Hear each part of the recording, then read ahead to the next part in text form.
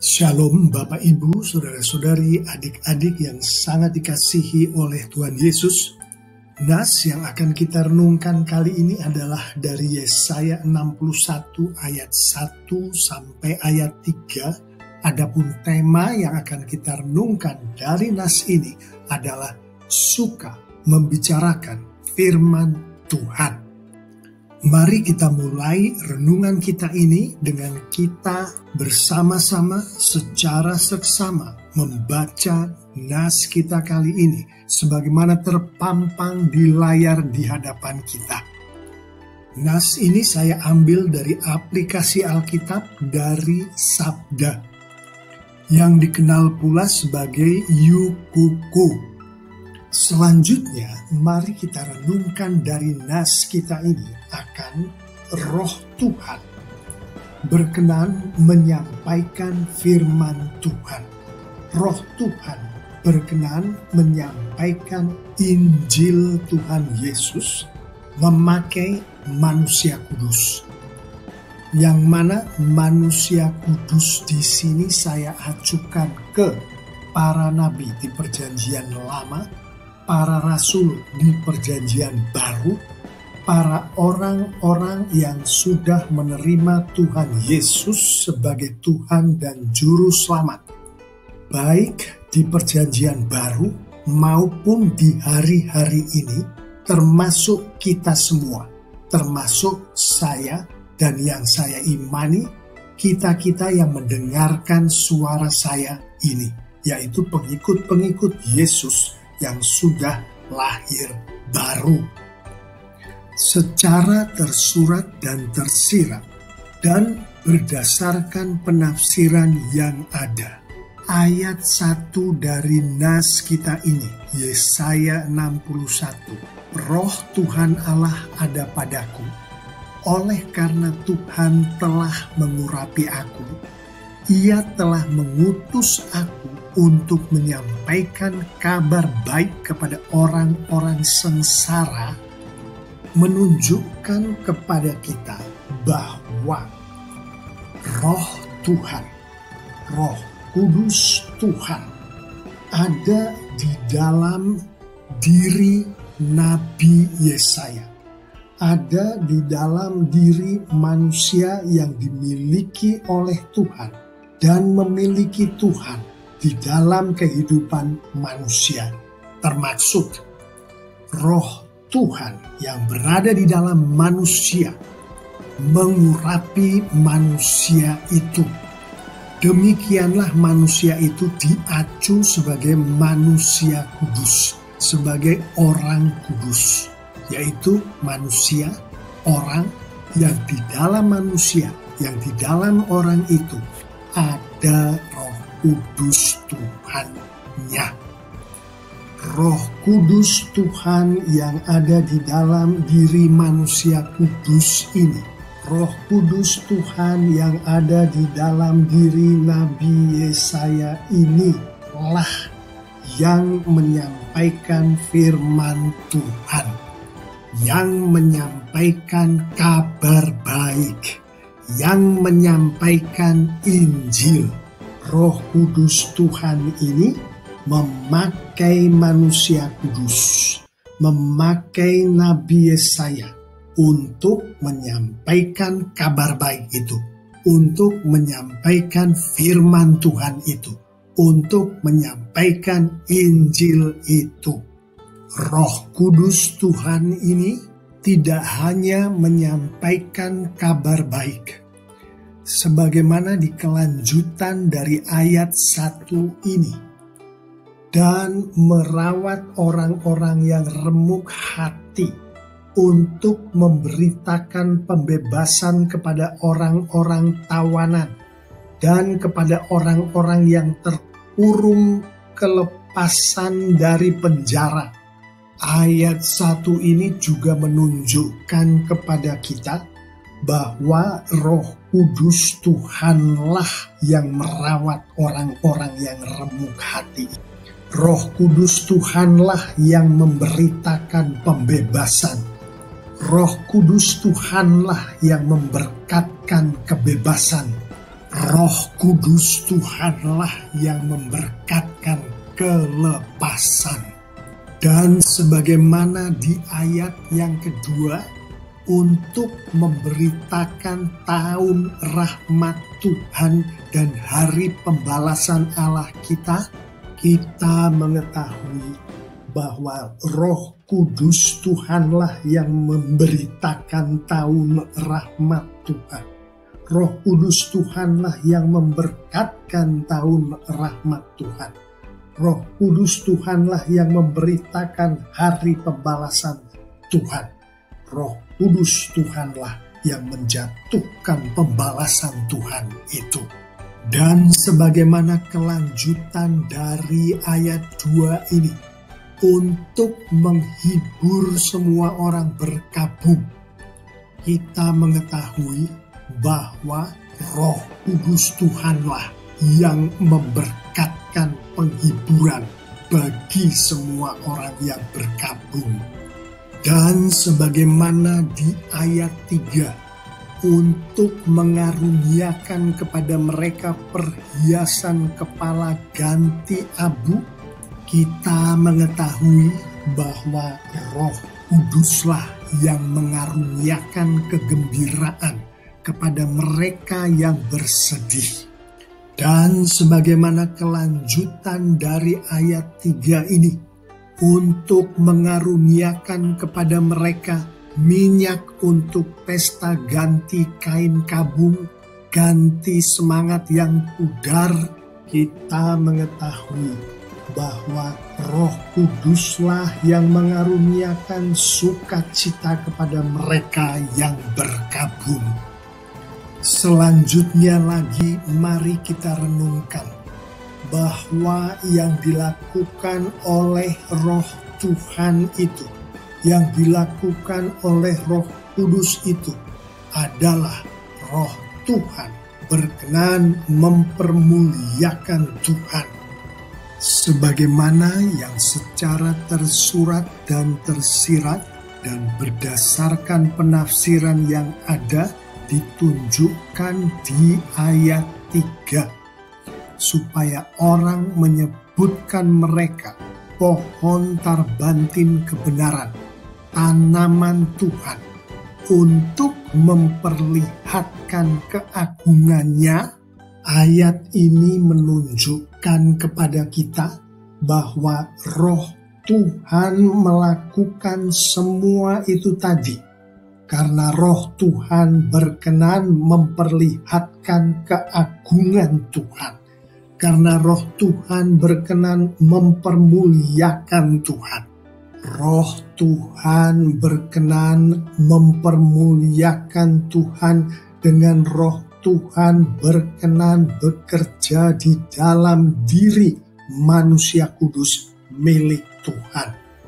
Sehingga dengan demikian Roh Tuhan mengaruniakan sebutan kepada manusia kudusnya Tuhan, kepada orang kudusnya Tuhan, pohon tarbantin kebenaran, yang adalah tanaman yang datangnya dari Tuhan sendiri, yang menunjukkan keagungan Tuhan, kemuliaan Tuhan, yaitu melalui pekerjaan-pekerjaan, karya-karya Roh Kudus Tuhan yang ada di dalam diri manusianya Tuhan, yang ada di dalam diri orangnya Tuhan, yang ada di dalam diri manusia kudus, orang kudus, yaitu kita semua.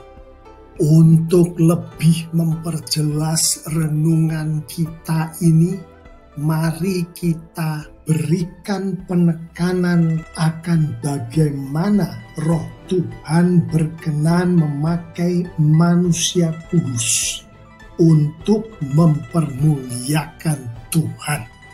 Ayat 3 yang baru saja kita renungkan tadi menunjukkan akan hal ini, baik secara tersirat maupun berdasarkan penafsiran yang ada.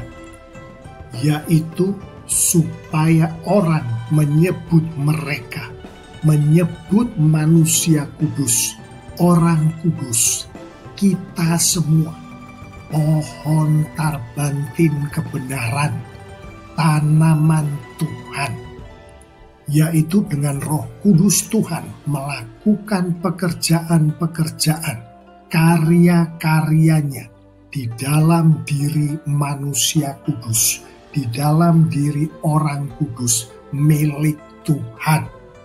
Sehingga dengan demikian Roh Kudus menunjukkan, memperlihatkan keagungan Tuhan, kemuliaan Tuhan kepada seluruh jagat.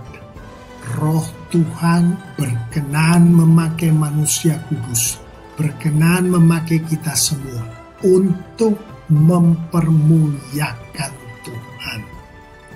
Baiklah kita camkan ini sedalam-dalamnya di dalam hati, pikiran, jiwa, dan raga kita sebagai manusia kudus milik Tuhan, yang di dalam diri kita ada Roh Kudus Yesusnya. Pendek kata, Roh Tuhan, Roh Kudus Tuhan berkenan memakai kita semua, manusia-manusia kudus milik Tuhan, untuk menyampaikan firman Tuhan, untuk menyampaikan kabar baik Tuhan Yesus, untuk menyampaikan Injil Yesus. Demi Roh Kudus Tuhan mempermuliakan Tuhan.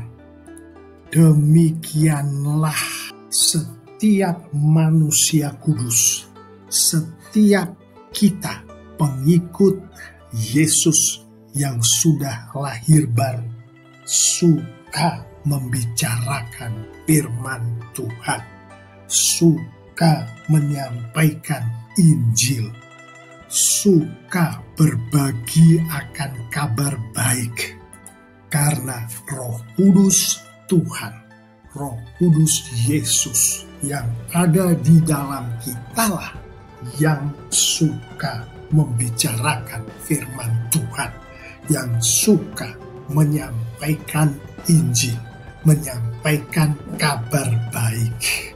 Kita sebagai pengikut Yesus yang sudah lahir baru, yang memiliki Roh Kudus Kristus di dalam kita, adalah alat Tuhan untuk dipakai oleh Tuhan, untuk dipakai oleh Roh Kudus Tuhan. Demikianlah Bapak, Ibu, saudara-saudari, adik-adik yang sangat dikasihi Tuhan Yesus. Renungan kita kali ini akan suka membicarakan firman Tuhan. Selanjutnya saya mengajak kita semua untuk menutup renungan kita ini dengan kita bersama-sama merenungkan beberapa poin penutup penting berikut. Poin penutup pertama untuk kita renungkan adalah Tuhan Yesus sendiri menyatakan hal-hal yang baru saja kita renungkan ini. Di Lukas 4 ayat 18 dan ayat 19.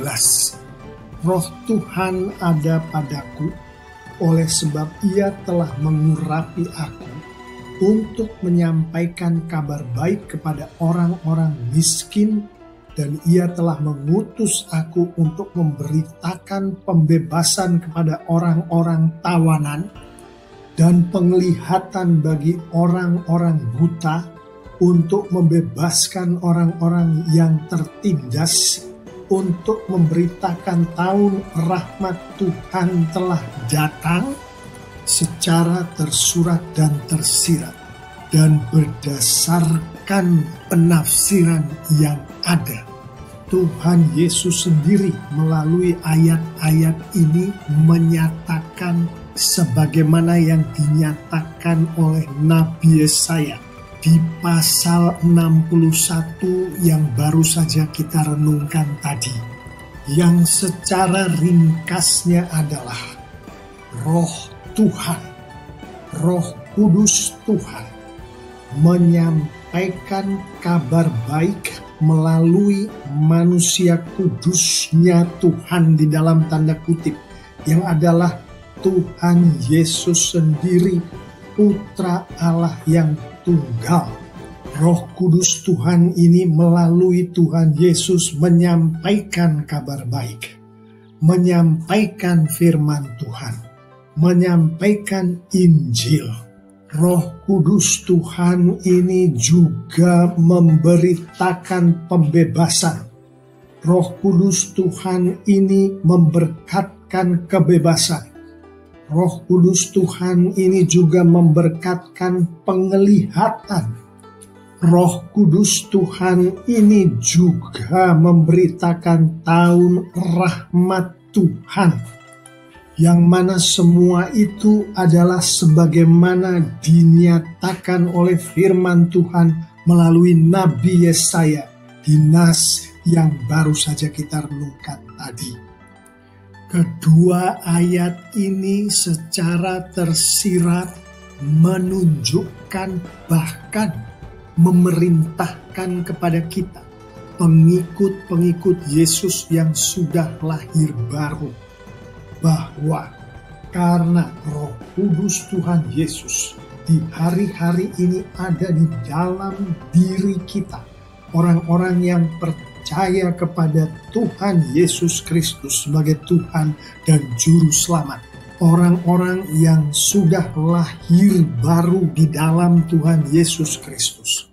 Kepada orang-orang ini, yaitu kepada kita semua, firman dari Tuhan Yesus ini secara tersurat dan tersirat menghendaki untuk kita mengetahui bahwa Roh Kudus itu sekarang berada di dalam kita dan bekerja dan berkarya di dalam kita. Roh Kudus ini memakai kita untuk kita menyampaikan kabar baik, menyampaikan firman Tuhan, menyampaikan Injil untuk kita, dipakai oleh Tuhan, dipakai oleh Tuhan Yesus, dipakai oleh Roh Kudus Tuhan untuk kita memberkati orang-orang yang Tuhan hendak berkati.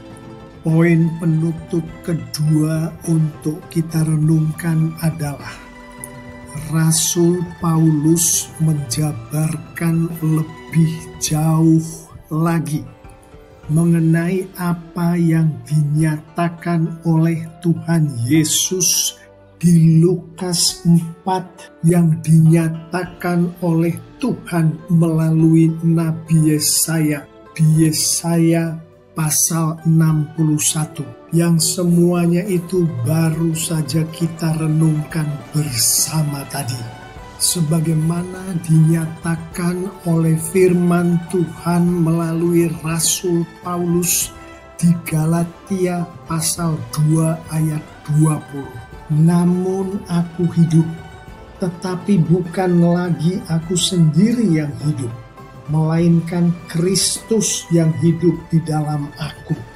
Dan hidupku yang kuhidupi sekarang di dalam daging adalah hidup oleh iman dalam Anak Allah yang telah mengasihi aku dan menyerahkan dirinya untuk aku, secara tersurat dan tersirat dan berdasarkan penafsiran yang ada. Ayat ini menunjukkan kepada kita bahwa Kristus, Roh Kudus Tuhan hidup di dalam Rasul Paulus, hidup di dalam manusia kudus milik Tuhan itu.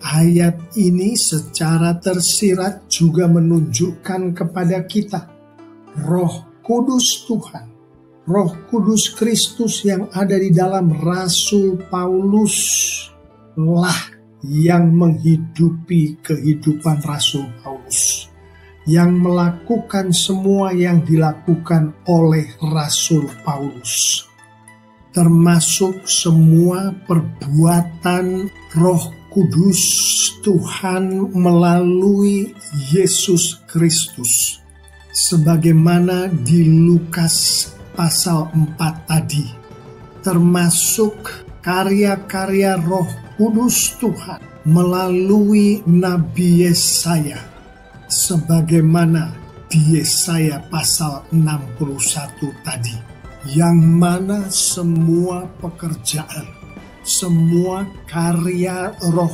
Kudus ini kemudian dihidupi oleh Rasul Paulus, artinya dilakukan pula, dikerjakan pula, dikaryakan pula oleh Roh Kudus Tuhan di dalam diri Rasul Paulus, termasuk Roh Kudus Kristus yang ada di dalam Rasul Paulus memberitakan firman Tuhan, membicarakan firman Tuhan, membicarakan kabar baik, membicarakan Injil.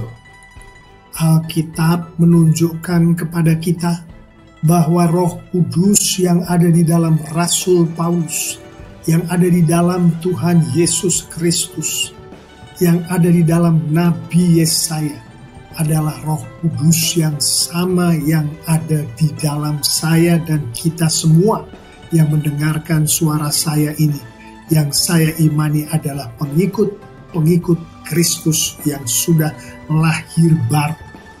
Maka di dalam kita pun Roh Kudus ini bekerja sebagaimana Roh Kudus ini bekerja di dalam Yesus Kristus, di dalam Nabi Yesaya, di dalam Rasul Paulus, termasuk bekerja melalui kita memberitakan firman Tuhan, membicarakan kabar baik, membicarakan Injil.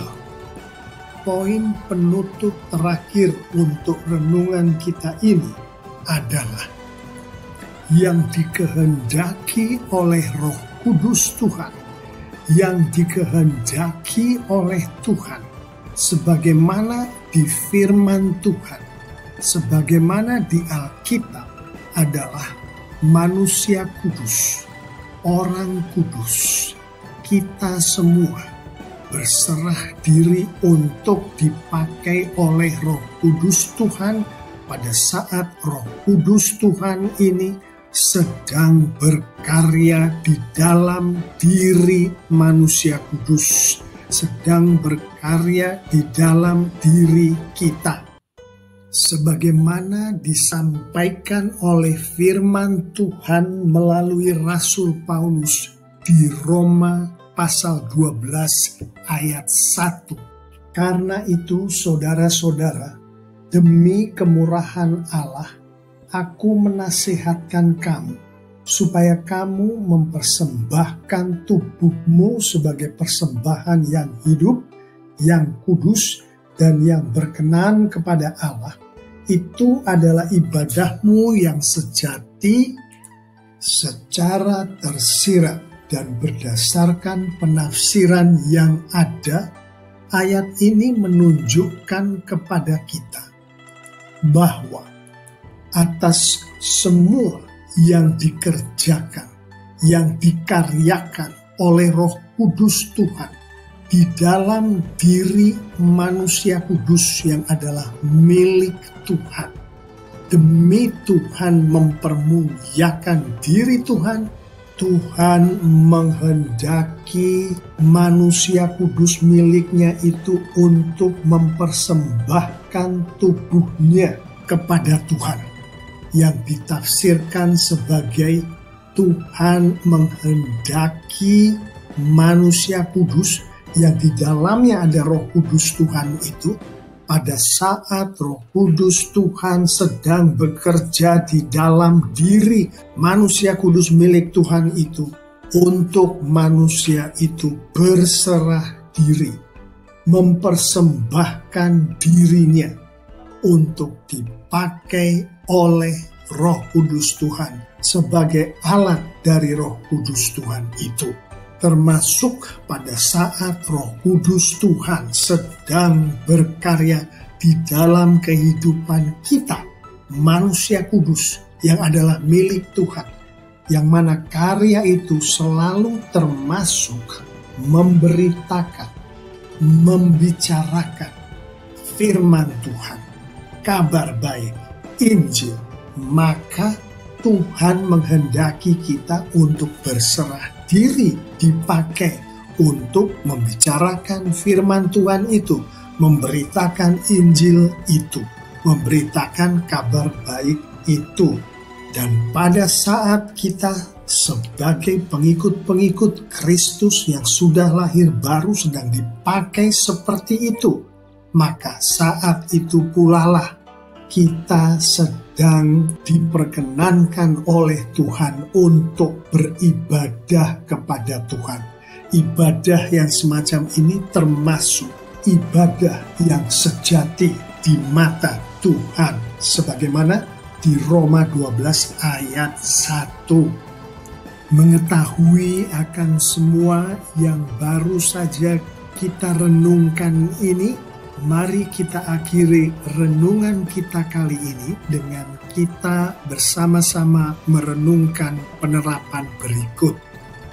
Mengetahui bahwa Tuhan melalui firman Tuhan menghendaki manusia kudusnya, yaitu kita semua, untuk memuliakan Tuhan, termasuk melalui membicarakan firman Tuhan, memberitakan kabar baik, menyampaikan Injil. Maka wahai kita semua, berdoalah, memohon agar Roh Kudus Tuhan berkenan memampukan dan membuat kita untuk menghidupi firman Tuhan, menghidupi Alkitab hari lepas hari. Perwujudan dari kita menghidupi firman Tuhan ini termasuk atas bimbingan dari Roh Kudus Tuhan, atas urapan dari Roh Kudus Tuhan. Kita membaca, mengerti, dan melakukan firman Tuhan, membaca, mengerti, dan melakukan Alkitab dari hari lepas hari. Lebih jauh mengenai ulasan firman Tuhan kali ini, termasuk renungan akan penerapan firman Tuhan kali ini, saya mengajak kita semua untuk meninjau channel video YouTube ISM-MBC sebagaimana terpampang di layar di hadapan kita. Saya mengimani jika kita semua, pengikut-pengikut Kristus yang sudah lahir baru, menghidupi firman Tuhan sebagaimana di nas kita kali ini, lengkap dengan penerapannya, tentunya atas karya dari Roh Kudus Tuhan sebagaimana baru saja kita renungkan. Maka Tuhan kita, Tuhan Yesus kita, semakin dipermuliakan dengan luar biasa. Amin.